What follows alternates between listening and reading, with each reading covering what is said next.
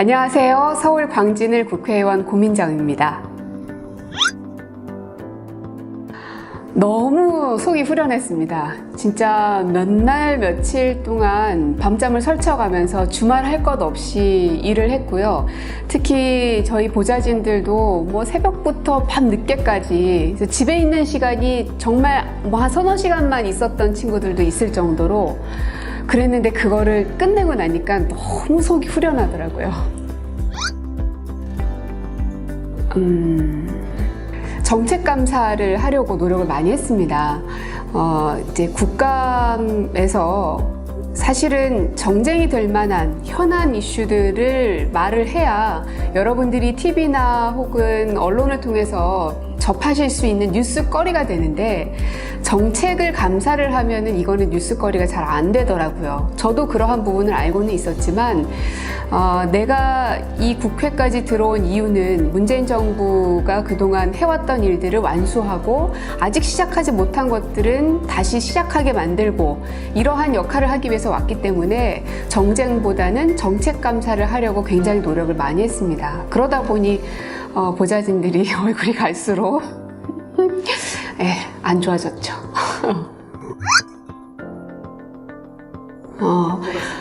아무래도 우리 국민들께서 제보 주셨던 것에 대한 질의가 제일 기억에 남아요. 수많은 제보들이 있어도 이게 의도가 좋지 않은 제보들도 있을 수 있고 팩트가 틀린 것들도 있을 수 있고 그래서 되게 조심스럽게 다루거든요. 그런데 그 많은 제보들 가운데서 수출 바우처 문제라든지 그리고 우리 원전에 대한 그 부품 결함에 대한 문제 제기를 했었는데 이런 것들이 뭔가 성과를 냈을 때에 얻는 그 짜릿함이 굉장하더라고요. 이제 무엇보다 제보를 주신 분들에게 저희가 이렇게 진행을 했고 이러한 답변을 얻었습니다 라는 말씀을 드렸더니 너무 고마워 하시더라고요. 국회라는 공간을 통해서 그 답변이 나왔다는 것만으로도 굉장히 감격스러운 순간이었다는 말씀을 주셨거든요. 우리가 선거를 할 때는 늘 국민을 대표하는 의원이 되겠다면서 저를 찍어주십시오 하고 엄청 돌아다니잖아요. 국회의원이 된 이후에도 국민을 대변하는 사람이다 라는 말도 참 많이 하는데 정작 국민들이 어려워하는 문제를 해결해 주지 못한다면 그거는 허울뿐인 거라고 생각합니다. 그래서 국민들이 보내주셨던 제보를 어떻게 더 잘 살릴 수 있을까 거기에 참 공을 많이 들였고 저도 질의를 하면서도 그 의도가 벗어나지 않게 정확하게 전달될 수 있도록 굉장히 노력을 많이 했거든요. 그래서 이 수출 바우처 사업에 대한 문제점들, 울진 원전에 대한 부품 문제들 이런 것이 가장 기억에 남죠. 가장 아쉬웠던 건 아무래도 첫 번째 질의였던 이 자율주행차. 저희 이제 첫 번째 날이고 첫 번째 순서니까 얼마나 공을 들였겠습니까? 그래서 자율주행차를 섭외를 했는데 그걸 섭외하는데도 굉장히 시간이 많이 들리고 공이 많이 들었어요. 그 자율주행차를 데리고 왔는데 국감장에서 판을 딱 깔았는데 그 국감장에서 의원한테는 정해진 시간이 있습니다. 그 시간을 넘기면 못해요. 이게 타이머가 째깍째깍 돌아가거든요. 그래서 자 이제 자율주행차 얼마만큼 잘 움직이는지 보여드릴게요. 이쪽에 시연을 하나 준비를 했는데요. 한번 보실까요? 했는데 얘가 안 움직이는 거예요. 그래가지고 너무 당황을 했고 다른 의원님들도 막 일어나가지고 그걸 쳐다보고 그러셨거든요. 그래도 한 대 이렇게 치니까 또 가더라고요.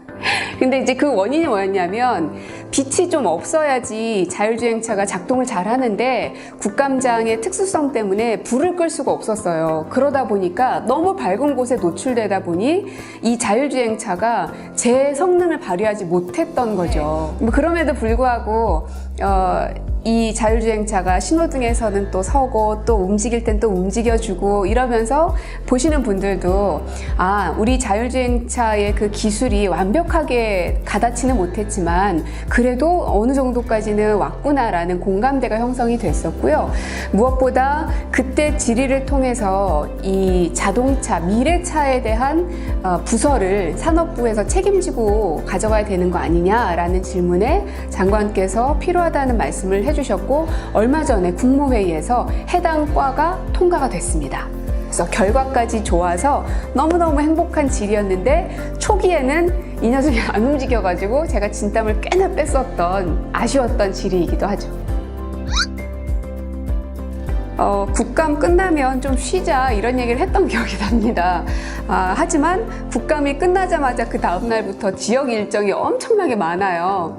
근데 그거는 이제 제가 계속 요구를 하니까 우리 보좌진들이 그런 일정들을 계속 이제 조율하고 저한테 스케줄을 이제 보내는 건데 그래서 11월, 12월에는 지역 일정들이 굉장히 많고요. 지역 주민들을 만나는 것들 혹은 그분들의 현안 문제들을 제가 이제 풀어줘야 되니까 뭐 예산을 가져와야 되는 부분도 있고 혹은 중재해야 되는 것들도 있고 그야말로 광진에서 정치를 제가 해야 되는 거죠. 그 역할과 함께 또 하나는 상임위에서 풀어야 할, 반드시 통과시켜야 할 법안들이 굉장히 많이 있습니다.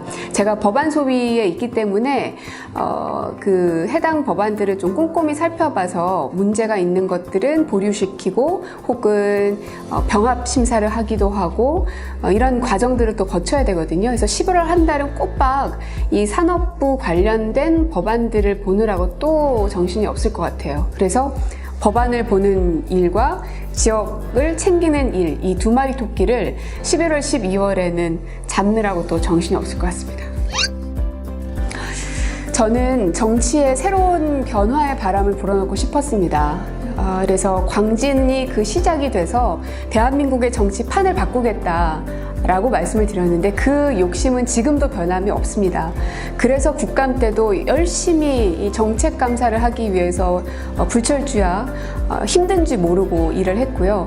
그 다음에 우리 광진 지역에 필요한 것들이 뭐가 있는지 학부모님들 만나고 지역 상인들 만나고 여러 주민들을 만나면서 그 어려운 점들을 다 청취를 해서 그거를 실제로 현실화시킬 수 있는 방법이 없는지 또 여기저기를 뛰어다니면서 협상을 해내고 너무나 바쁜 나날들을 보냈지만 저의 이러한 행위 자체가 정치의 새바람을 만들고 있다라는 자부심을 느끼고 있습니다.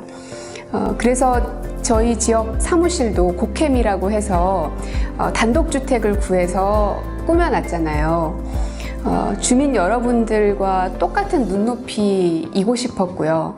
그다음에 여러분과 함께 숨 쉬면서 문화와 예술을 향유할 수 있는 곳이었으면 했고요.